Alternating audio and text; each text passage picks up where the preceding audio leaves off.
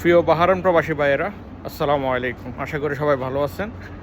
হঠাৎ করে আজকে দুদিন ধরে একটা নিউজ খুবই চোখের সামনে আসছে, তো কতটুকু বাস্তব জানি না, তারপরও জিনিসটা আসলে আপনাদেরকে জানিয়ে দেওয়াটা খুবই গুরুত্ব মনে করছি, তাই নিউজটা বললাম। যেহেতু বাহারাইন সহ হয়তো অন্য দেশের কথা জানি না, বাহারাইন এয়ারপোর্টে আমরা যে লাকিজ বা আমাদের যে কার্টন দেশে যাওয়ার সময় আমাদের যে সামানগুলো আমরা বাঁধি কার্টনে করে বা ব্যাগে করে, রেফিং যেটা করে বাঁধার পর যেটা দিয়ে রেফিং করে, এই রেফিংটা নাকি এখন অ্যালাউ নাই।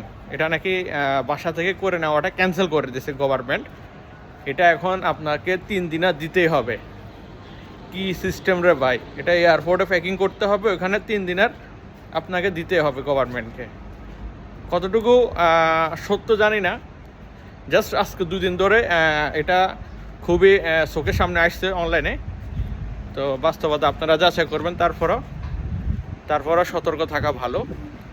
তো যাই হোক, একটা আফসোস হচ্ছে, আমরা একটা রেফিং যদি 1 দিনার বা 1.5 দিনার দিয়ে কিনি, তাহলে আমাদের 2টা ব্যাগ 2টা কিন্তু কার্টন কিন্তু আমাদের বাধা হয়ে যায় 1-1.5 দিনার দিয়ে। এখন একটা আপনার 3 দিনার করে 6 দিনার করে আপনাকে ওখানে বাঁধতে হবে।